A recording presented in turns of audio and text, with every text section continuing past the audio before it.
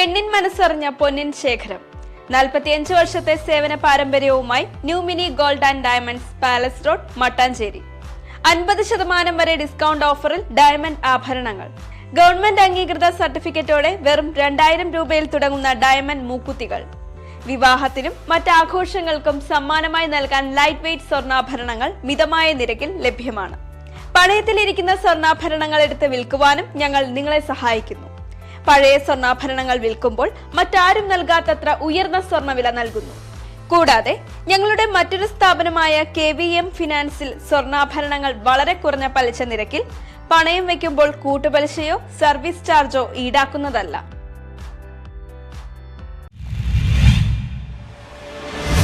All Kerala motor driving instructors and workers association പറവൂരിൽ പട്ടിണി സമരം നടത്തി. All Kerala motor driving instructors and workers association പറവൂരിൽ ഡ്രൈവിംഗ് ടെസ്റ്റ് ബഹിഷ്കരിച്ച് പട്ടിണി സമരം നടത്തി. നന്ദികുളങ്ങരയിലെ ടെസ്റ്റിംഗ് ഗ്രൗണ്ടിൽ കഞ്ഞിവെച്ചാണ് സമരം നടത്തിയത്. ഡ്രൈവിംഗ് ടെസ്റ്റുമായി ബന്ധപ്പെട്ട് സർക്കാർ ഇറക്കിയ സർക്കുലർ പിൻവലിക്കണമെന്നാവശ്യപ്പെട്ടാണ് സമരം.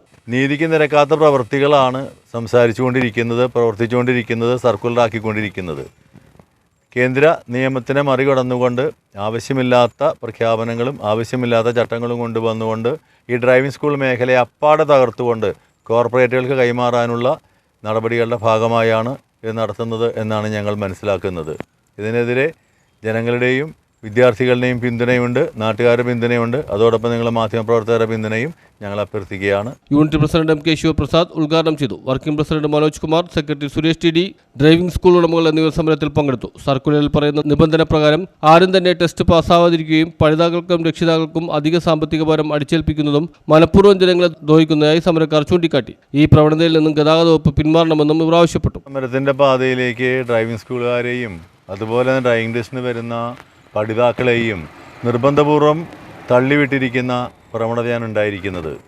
4/2024 സർക്കുലർ പ്രകാരം ഡ്രൈവിംഗ് ടെസ്റ്റ് നടത്താനായിട്ട് ഗ്രൗണ്ട് സജ്ജമാക്കാതെ 2-ാം തീയതി മുതൽ ടെസ്റ്റ് പ്രഖ്യാപിക്കുകയും ടെസ്റ്റിന് വരുന്ന കുട്ടികൾക്ക് ഡ്രൈവിംഗ് ടെസ്റ്റ് നടത്താനുള്ള സ്ഥലം ഇല്ലാത്ത അവസ്ഥയുമാണ്. അവർക്കിനൊരു ഡേറ്റ് കിട്ടാനും ബുദ്ധിമുട്ടാണ്. കുട്ടികൾക്ക് ഡേറ്റ് കിട്ടി ഡ്രൈവിംഗ് ടെസ്റ്റിന് ഹാജരായി അവർ ടെസ്റ്റ് പാസ്സായാലേ ഞങ്ങളുടെ ജീവിതമാർഗവും നിലനിന്ന് പോവുകയുള്ളൂ.